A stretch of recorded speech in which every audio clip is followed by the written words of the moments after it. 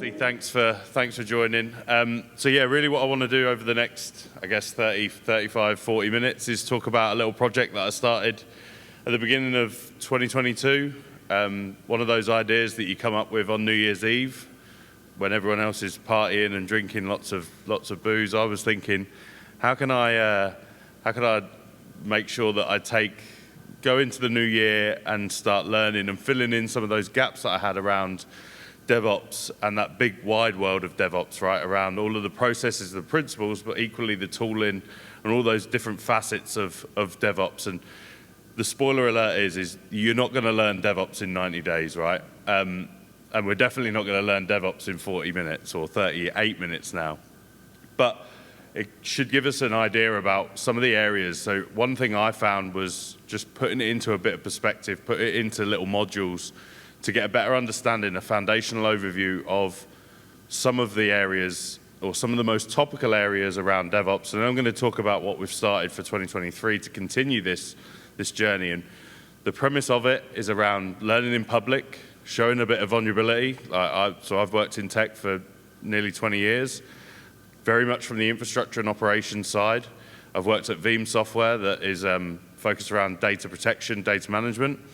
And I've just been parachuted into an acquisition that we'd just made around Kubernetes backup called Kasten.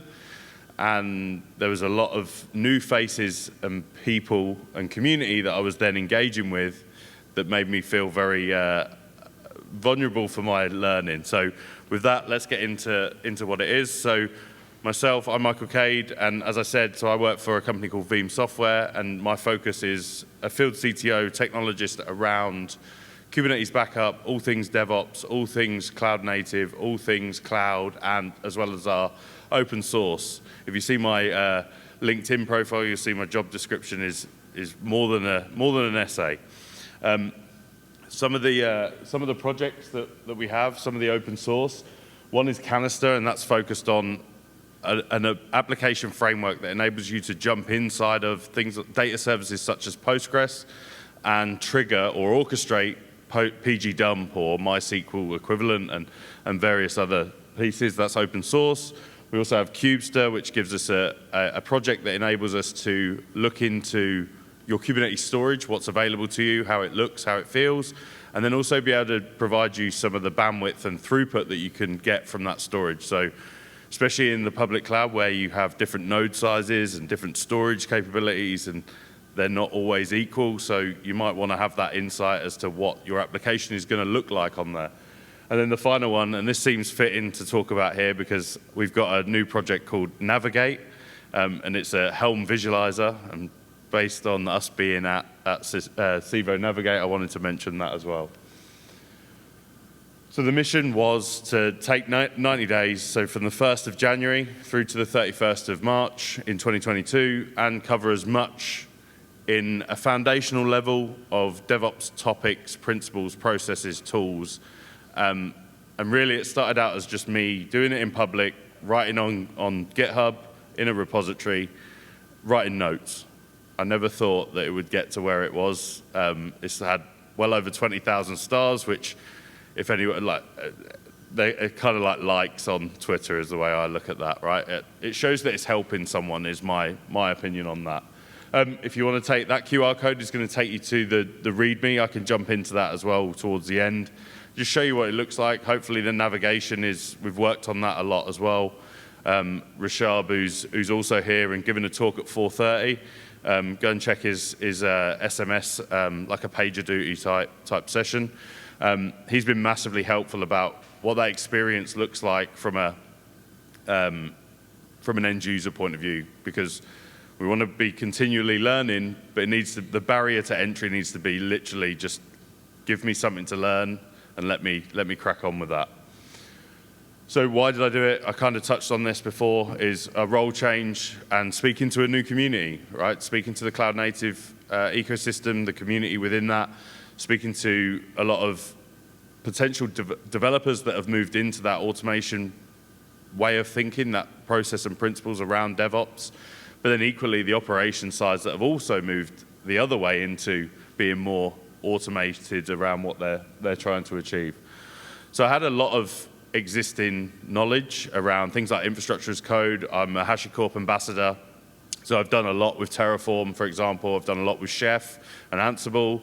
I've kind of lived and breathed Linux for a while and networking, but then that only really gives us a little bit of the bigger picture when it comes to DevOps. And like I mentioned, you definitely can't cover everything, all aspects of DevOps in one or in this 90 days, and I'll get onto a bit more about that as we go. So a big part of my whole career has been about learning in public, sharing blog posts, find something wrong, blog about it. If it helps one person, then I find it's well worth putting a little blog together. And then obviously over the pandemic, we found the ability to be all content creators around video and creating YouTube videos and such. So I started doing that as well. So it's always about being able to give back to the community, where I learn so much from the community. So it's that flywheel, right? If we help each other, we're only going to progress, but constantly be learning as well. So share that learning in blogs, in videos, etc., and make content that you feel like you should have had. Like I found that you can't go and buy DevOps off any vendor. You could go and buy boot camps, and you could do that. My key part here was I don't like paying Udemy courses. I do buy a lot, but they tend to sit there at 0% for a long time. So I wanted to make everything free and accessible for absolutely everyone, especially in our community that spans the world with different diversities around that as well. Okay, so level 1, DevOps, where do we start? So I had to think, where do we start? And then you start to see all these logos. And if you think about this, I come from a VMware background. I come from operations, mostly storage, NetApp storage. And you start to see all these like new logos and names. And it just massively overwhelms you as to where you need to start. Like, do I need to know a programming language? Do I need to know this? Do I need to know that? Like, where do I need to start? So the first thing I did was, okay, fundamentals. What is DevOps? And like, why do we need it? Why do we need DevOps and that process and principles in our mindset when we're delivering either platforms for our developers, or even from an infrastructure point of view? Why should we consider that automation engine or automation mindset to make sure that we can automate a lot of that menial tasks away?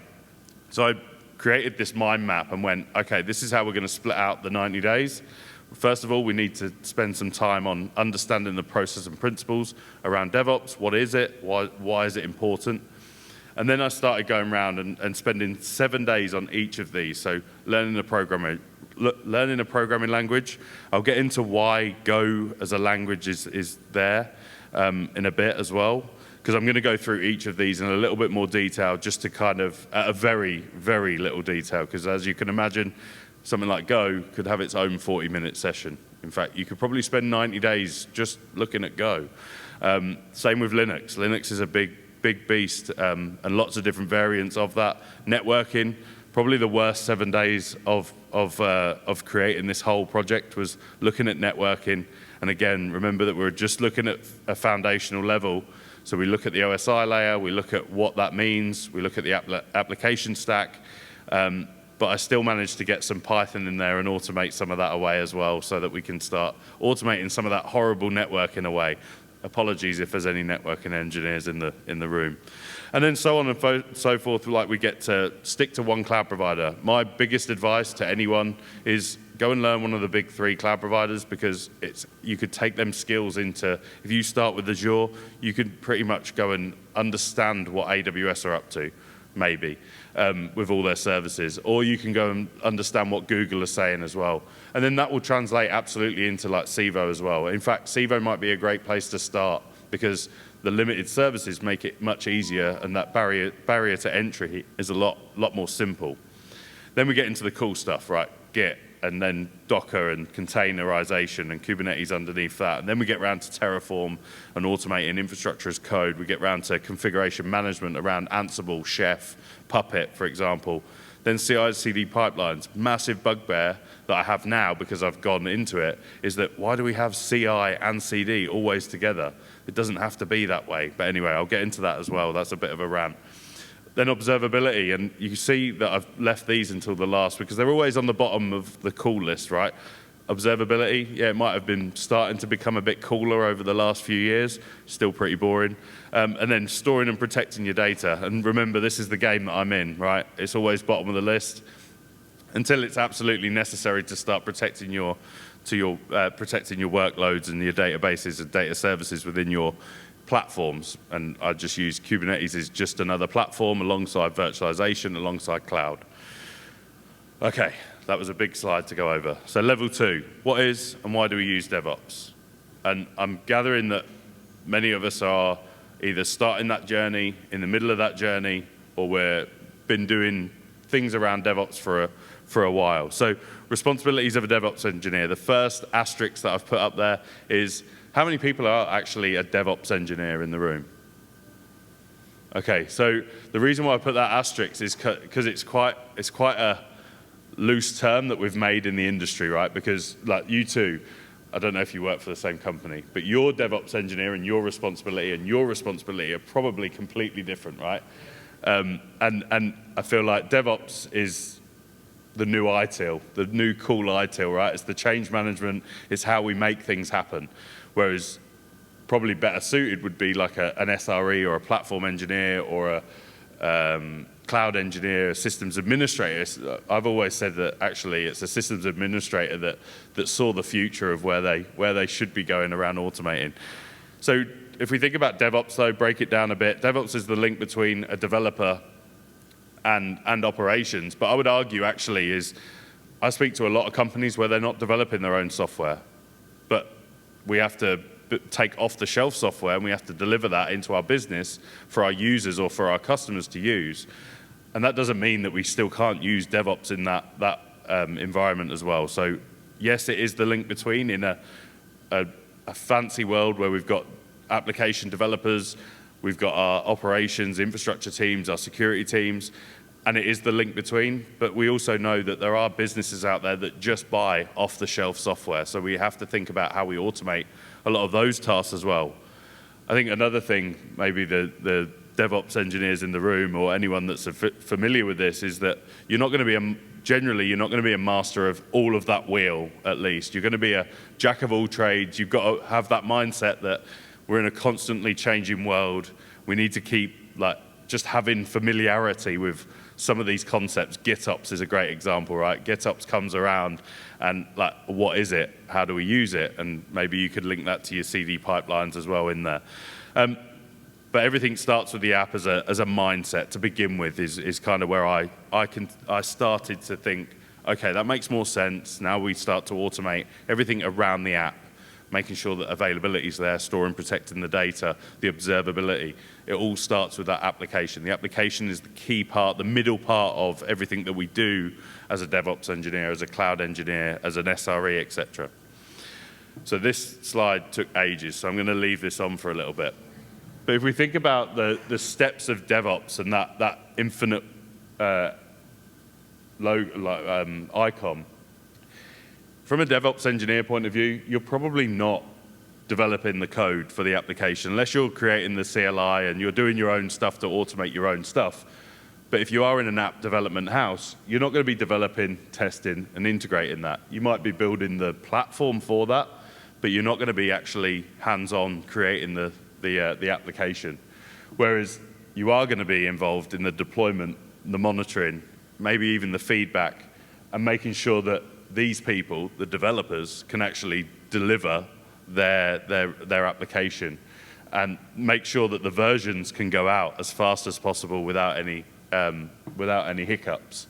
So that's why I put that in the way, is that side, let's automate as much as we possibly can across this whole infinite loop, but ultimately the deployment of the application, the platform in which that lives, the hardware, the feedback loop back into the developers, and the user experience might come down to you as a DevOps engineer as well, right? If something's slow to deploy, it's probably going to end up being on your heads versus the developer, because they've already clocked off, they've already gone home. Okay, level 3, 12 steps to DevOps. So if we think about that first module as a what is and why DevOps, but then we want to get into some of the nitty-gritty of the items within that. So Do I need to learn a programming language? Probably not. Like, do you guys know programming languages as DevOps engineers? Just basics, right? Like, okay, just enough to maybe build a CLI, a script to do something, right? But you don't need to know Golang. You're not an app developer at that point. Exactly that. But so the reason why, so I chose Go simply because casting K10 is written in Golang. So I wanted to, and I'm not a DevOps engineer. I'm just a technologist, right? I come up and speak about stuff like this. But in order for me to help with that feedback loop, if I can understand a bit of that Golang language and that application that we're deploying, then I can say, that could be better if we did this, and make observations on that. So the answer, though, do you need to learn a programming language? Probably not, but you're probably going to pick one up because you're going to want to build your own CLI. You're going to want to play around with some of this stuff.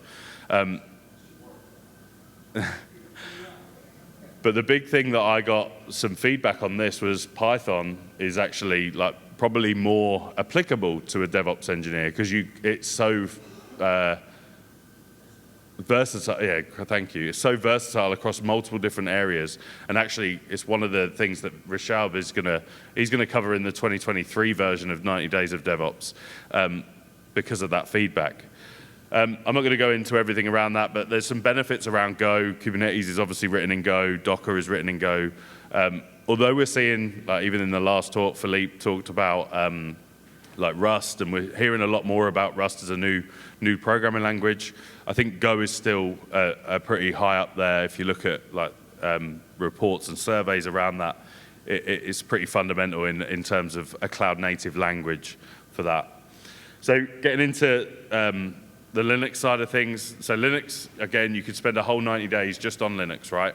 But Linux and DevOps, and there's a reason for it, is they share a very similar perspectives and cultures when they come to, and I would argue that, so DevOps, the term was kind of formed in around 2009, apparently, and I would argue that Linux has probably been preaching that as a community for a lot longer than that. A lot of the products that I at least stumbled across, things like Git and Jenkins, for example, they've been around a lot longer than 2009. Like we've been doing stuff like this for a lot longer than the term DevOps came around.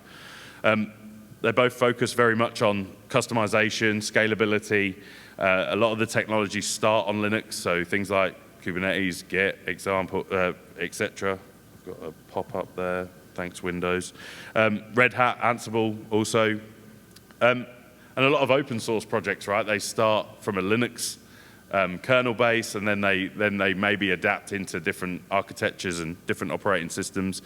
But ultimately, Linux is a foundational operating system that we see across all of our platforms. So whether it's Kubernetes nodes, whether it's vSphere and virtualization, your cloud, whatever Civo are running, K3S will be running on Linux as well. So it's a big foundation on that.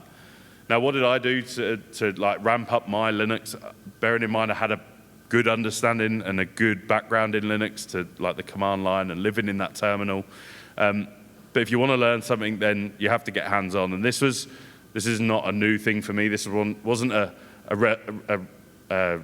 revelation or anything. But the thing that I did is I had my work laptop that was imaged, and I thought that doesn't seem right, so maybe I'm just going to throw a Linux operating system, Ubuntu on there, easiest one to get hands-on, and live with that as a daily driver, and try and like make sure that you can work with it with all your work applications, because you're going to find that ramp up when you start talking about the other tools a lot easier from that perspective. So the challenge to everyone in the room, if you're not already touching Linux on a daily basis, and you're just at that starting that learning journey, then take up Linux for a month or a week and try and do everything like from a work perspective. You probably spend more time fixing things, which will give you the fundamentals of Linux, because not everything works as a desktop OS, but it will give you great insight into Linux and the operating system around that. Okay, networking. Who loves a bit of networking? Cool, network engineer at the back. Right, I'll go steady on what I say. So then I found these new terms around like net DevOps, and or network ops and network DevOps, automated networking, which sounds amazing, right? I want to take away that laborious task of setting up networks across my platforms and environments. So, but breaking down what those, like if you think about within your business, you've probably got a network team, or maybe that's even already evolved into, it's just a platform team. They look after the network, and they provision the network, and hopefully it just stays working and they don't really have to troubleshoot too much. So within the project, we took 7 days, and this is an important point to take, is that, so basically all of these sections, I took 7 days. I started off with a big picture, and then we start talking about some of the theory behind the networking. So for example, the OSI layer, what does each one do? What does it mean? Some examples around that. What is DNS? What's DHCP? The fundamentals of networking. And then towards the end of that 7 days, we want to get hands-on. Because like I said with the Linux, is we want to be able to, I learn by doing, I learn by having hands-on and not all that theory aspects to it. And it seemed appropriate to put a meme up about DNS, because it's always DNS, right? So I mentioned around Learn One Cloud Provider. Now this came about, obviously I mentioned around go and learn one rather than trying to learn all three. And there's a lot of different various services available to you within the cloud. Different clouds have different services, et cetera, et cetera. But fundamentally, if you look at on-premises, you're in control of everything. If you look at infrastructure as a service, they abstract away the hardware, especially from an AWS point of view, but also from Civo. You don't know what that underpinning hardware is. You probably don't even know where the data center is, and do you really need to know? You pay for the privilege of not having to look after that. If you do need to, then that's where on-premises comes in. You buy and you look after everything yourself. You pet, you water it, etc. But then you might go one step further. You might be using like a database as a service where you want to abstract further amounts away. And then you have software as a service, Microsoft 365, Salesforce, for examples, where they just abstract everything away and you just want to have an application that you go to a web portal and you do what you need to do and you pay the privilege of being able to do that. All of the clouds have something that resembles these, and then obviously they do have varying different levels of abstraction that they offer there. The reason why I chose Microsoft Azure, because obviously I've had, this was another area that I'd had exposure to the public clouds and probably an even spread across all of them. So I just went to the trusty Twitter poll, and Azure came out. It was very close between Azure and AWS, and I was actually a little bit gutted because I probably hadn't done enough around Google. And in 2023, Chris Williams, he's going to cover AWS, so I still get to wait again for the Google fundamentals as well. So also, I think this is a fundamental skill that everyone should have, whether you're preaching DevOps principles, whether you're a developer that you should already have, although I did hear that people were using much older tool sets yesterday in some conversations. But like Git as a source control, version control system to manage your application is a must, to understand just some of those basic commands that come with that. And again, we went through the big picture. What does it look like? What is Git? Where did Git come from? What was before Git? And then you start to realize, a bit like what Wozniak was saying yesterday, is that the world was a very different place, and we all came out of that keynote feeling very, very little from what he's achieved, especially with the tooling that he would have had available to him as well. So the ability to track those projects, the ability to, and another key part here is that I was dog food in here as well. Like everything I was doing around this repository was all in GitHub as well. So there's Git, and then there's Git-based services such as GitHub, GitLab, etc. There's a lot more out there as well that you can look at. The big part there, as a technologist or an evangelist around data protection, data management, version control is not a backup. So that doesn't matter whether you're a software developer in the house, whether you're a DevOps engineer, or whether you're an operations engineer. Version control is not a backup. Containerization. I probably don't need to go too much about this, but I went into the big picture around containerization. I went into Docker because everyone would have heard of Docker, and it's probably the best way to explain and show what that progression has looked like before we get onto like Containerd and LXC and others. But if we think about a container image, a lightweight, standalone executable package that basically allows us to put our software into it and then run that wherever we want. And you can choose to run that standalone on a container host that doesn't have the orchestration, doesn't have the high availability. But a lot of us are probably still running containers just standalone in our business. And then along comes container orchestration. Again, there's a lot of different variants out there. Kubernetes is, I think Cheryl mentioned it this morning around being the winner. I don't know if that's been awarded, but because the others are still around. But if we think about that, it's about taking what does Kubernetes look like. So there's no point. I speak to a lot of people about who are, I need to learn Kubernetes, but you need to learn containerization first. You need to understand networking first. You need to understand like the building blocks. So there was a reason for this flow when it came to the building the repository out. And I speak to a lot of vSphere admins, so virtualization admins. So when I explain Kubernetes to those virtualization admins, it's very easy to correlate.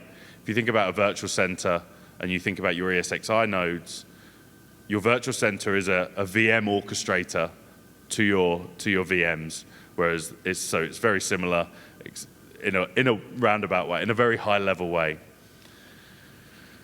Infrastructure as code was another area, so I already had a good understanding of Terraform, so this was kind of an easy week for me, is that, right, what's the big picture around infrastructure as code, what other options are out there, Pulumi, etc. Edin's gone, so I shouldn't have mentioned his company, but because he decided to go home early. But the whole point around infrastructure as code, well, let's automate that deployment of our infrastructure. We make mistakes. If we have to do click, click, click, and we have to do that 10 times, we're probably going to make a mistake. And that's the whole idea around, I think tools like Terraform allow us to codify what that looks like and then be able to deploy repeatedly our infrastructure. Yeah, humans make mistakes. Automation is the way to go. And we're, again, preaching that principle and the process around DevOps at that point. Then moving more into like the application. So again, we make mistakes. So if we've got to deploy the same application in 10 different places, and maybe they're not load balanced, maybe we've got 10 different robos that all report back into our main data center, I don't really want to go to each one of those like back in the day and deploy the same application, because each one of those, there's a chance that they're not going to be the same, and mistakes will be made. So configuration management tools such as Ansible, Chef, or Puppet, to name a few, there's SaltStack as well, and loads of others. This gives us a defined way of being able to deploy our application in a solid, consistent, and repeatable manner. Then we get into the bugbear of mine around CI/CD pipelines, and we're always coupling these two together like twins. Continuous integration, continuous development, or continuous deployment or delivery, but ultimately they can be separate, and you might have a different tool for CI and for CD.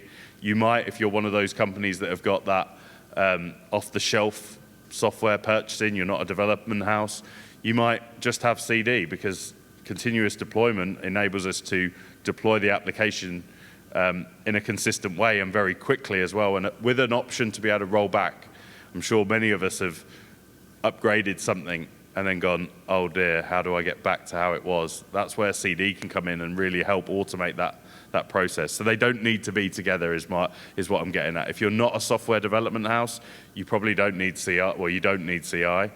If you are, then you've got CI over here, and that might be one tool, and then you might be using something like Argo CD for your continuous deployment. Rant over there.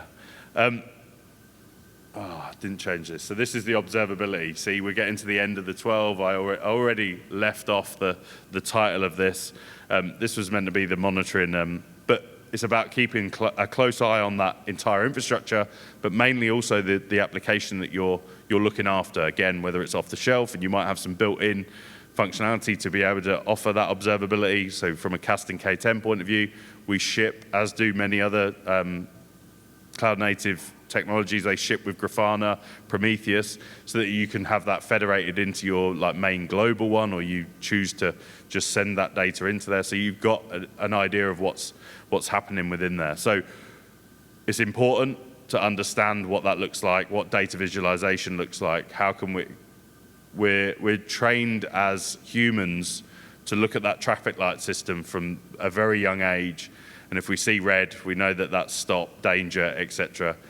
We need to go and fix it. Whereas green, we know that it's good.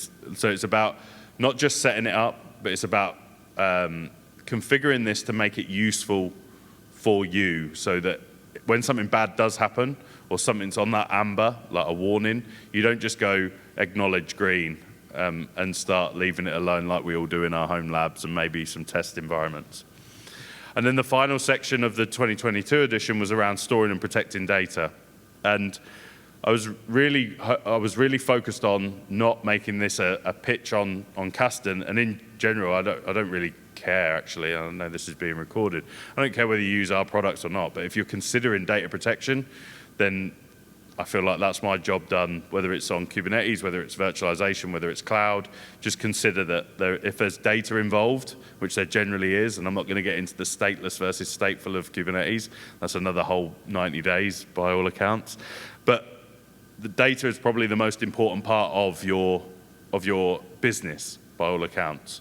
So you need to be thinking about how do we protect that in the most secure way so that we can recover if bad things happen. Now, we see a lot of stuff around ransomware, etc., in the news, but generally, we all make mistakes as well. Even with infrastructure as code, even with application configuration management, we still make mistakes. It's very easy. How many people have dropped a SQL database in just making a complete mess of an update? I know I have, yeah. And then it's gone, so you've got to then go and import all the data. And that's fine in a test environment. You learn by making mistakes like that, but in a business, you're going to get fired, and it's not going to end very well for that. Okay, I don't know how long I've got left. Is it? Ah, sweet. So level 4, 2023 edition. So I decided, so if we just reflect on 2022, that ended up being a massive written format. So obviously basically 90 blog posts, 110,000 words.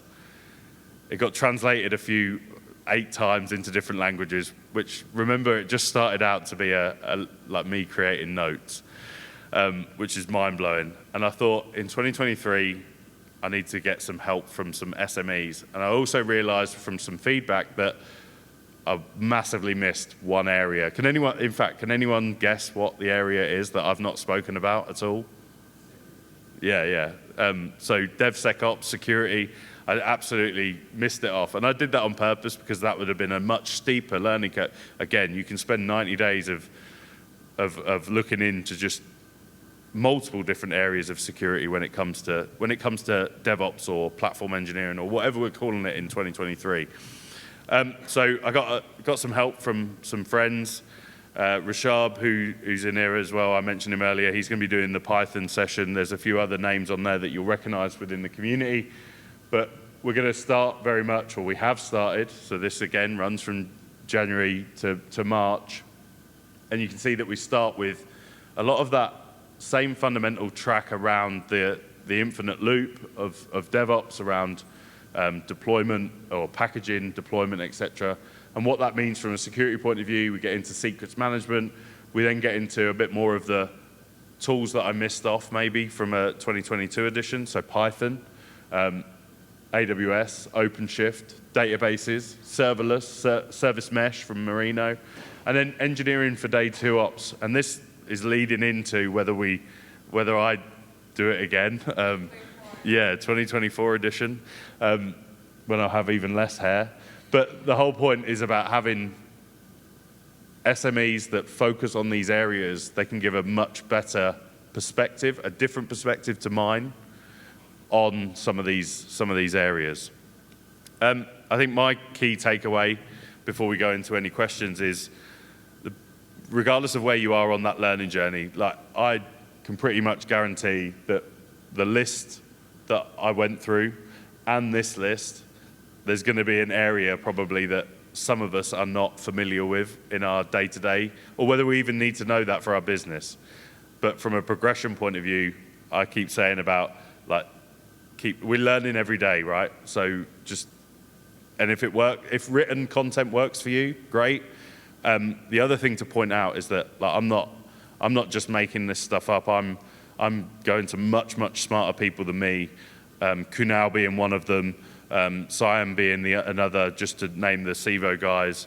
Their videos on YouTube, free and accessible for everyone, right? I'm not linking it to any Udemy courses, any paid for content.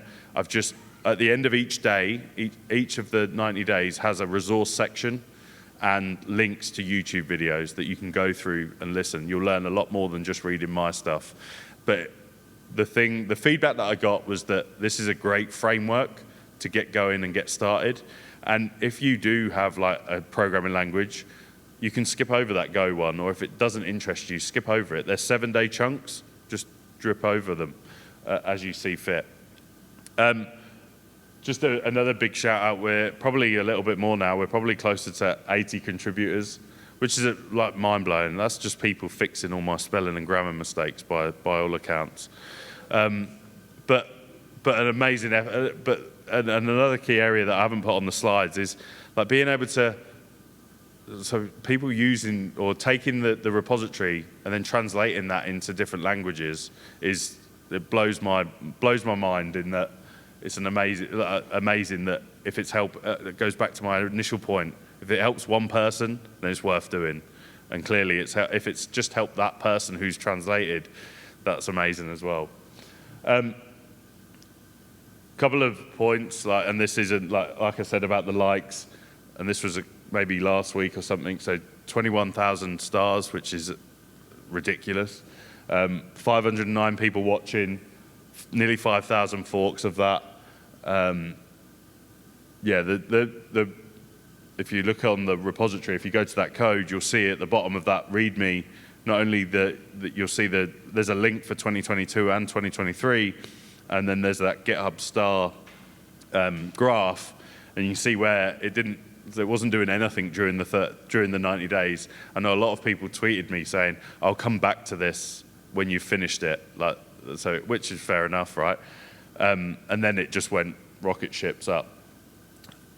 So I think that's the end of it, but I'm willing to take any questions as well.